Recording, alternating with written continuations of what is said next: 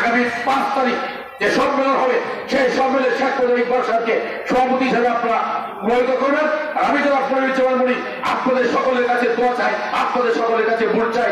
শেখ ইকবাল এবং মনির পরিষদ আপনাদের কাছে ভোট প্রার্থনা করবেন।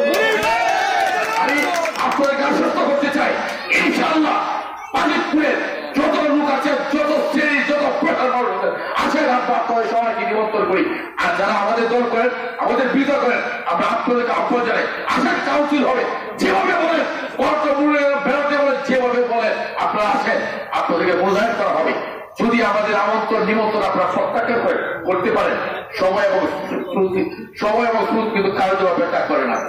আপনাকে খেয়াল রাখতে হবে, সময় এবং স্রোত কারোর জন্য অপেক্ষা করে না।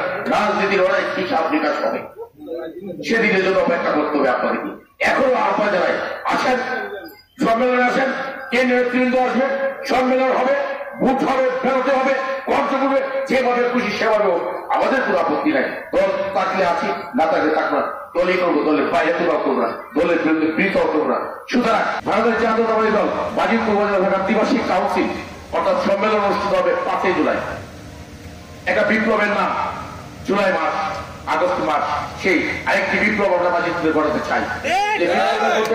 দীর্ঘ প্রতীক্ষিত, অনেক আশাকাঙ্ক্ষার প্রতীক দ্বিবার্ষিক সম্মেলন অনুষ্ঠিত হতে যাচ্ছে দীর্ঘদিন পর। কেন্দ্রীয় নেতৃবৃন্দ, জেলা নেতৃবৃন্দ তারিখ নির্ধারণ করে দিয়েছেন। ইনশাল্লাহ সেই কাউন্সিল ইনশাল্লাহ হবে, আপনারা সব উপস্থিত থাকবে। তবে আমি আপনাদেরকে বলতে চাই, আমি মরি, আমাকে বাজিতপুরের সমস্ত মানুষ জানি আমার নাম মরি।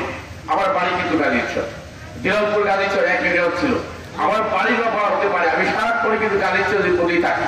সুতরাং আমি আপনাদের সন্তান, আমি আপনাদেরকে বলতে চাই, এই দীর্ঘ আন্দোলন সংগ্রামের মধ্যে আমার পূর্ববর্তী বক্তা, আমার সহযোদ্ধা, আমার বড় ভাই অথবা তুফাজ্জল হোসেন বাদল 1998 সালে 18 জুন 18-19 তারিখ বাজেট বিরোধী হরতাল ছিল। তবে আওয়ামী লীগ ক্ষমতায় ছিল, তখন মুজিবুর রহমান মঞ্জুর সাহেব ছিলেন বিরোধী দলের একটি, তখন বাদল ভাই যুব দলের আহ্বায়ক, আমি তোরা ছাত্র দলের আহ্বায়ক।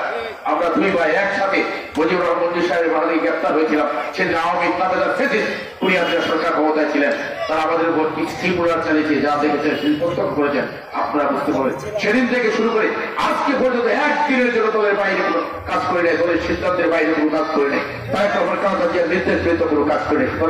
আমি দলের আদর্শ, নির্দেশ, তারেক রহমান, খালেদা জিয়া এবং শহীদ রাষ্ট্রপতি জিয়া রহমানের আদর্শে বিশ্বাসী সৈনিক বন্ধুরা, আমার ফিলোসফি হল শহীদ রাষ্ট্রপতি জিয়া রহমান চাই।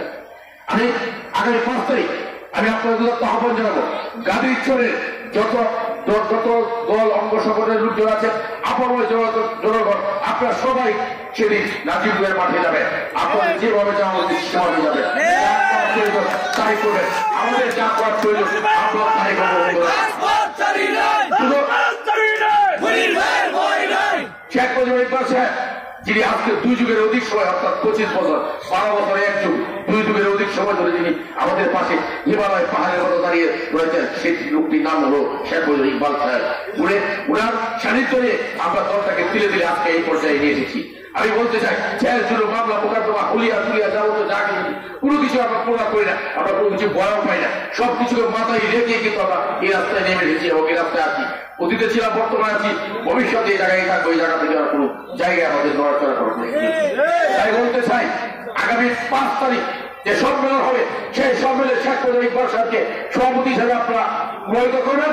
আর আমি যারা পরিচালনা করি আপনাদের সকলের কাছে দোয়া চাই, আপনাদের সকলের কাছে ভোট চাই। শেখ ইকবাল এবং মনির পরিষদ আপনাদের কাছে ভোট প্রার্থনা করবেন।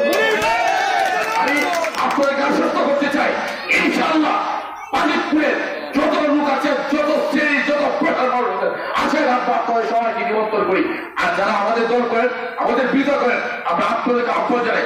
আসার কাউন্সিল হবে, যেভাবে বলেন, বেরোতে বলেন, যেভাবে বলেন আপনারা আসেন, আপনাদেরকে মূল্যায়ন করা হবে। যদি আমাদের আমন্ত্রণ নিমন্ত্রণ আপনারা প্রত্যাখ্যান করতে পারেন, সময় এবং স্রোত কিন্তু কারোর জন্য অপেক্ষা করে না। আপনাকে খেয়াল রাখতে হবে, সময় এবং স্রোত কারোর জন্য অপেক্ষা করে না। রাজনীতির অনেক হিসাব নিকাশ হবে, সেদিনের জন্য অপেক্ষা করতে হবে আপনাদেরকে।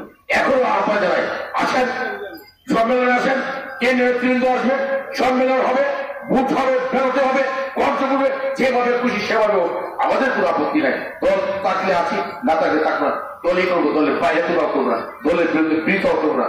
সুতরাং আমি সবাইকে আহ্বান করবো, আপনারা আসেন, এই আসর প্রত্যাশা ব্যক্ত করে আমি আমার সংক্ষিপ্ত মধ্যে ঘোষণা করছি। খুদ হাফেজ। বাংলাদেশ জিন্দাবাদ, বাংলাদেশ জাতীয়তাবাদী জিন্দাবাদ, শহীদ জিয়াউর রহমান, বেগম খালেদা জিয়া জিন্দাবাদ, তারুণ্যের অহংকার, আগামী রাষ্ট্রনায়ক তারেক রহমান জিন্দাবাদ, জিন্দাবাদ।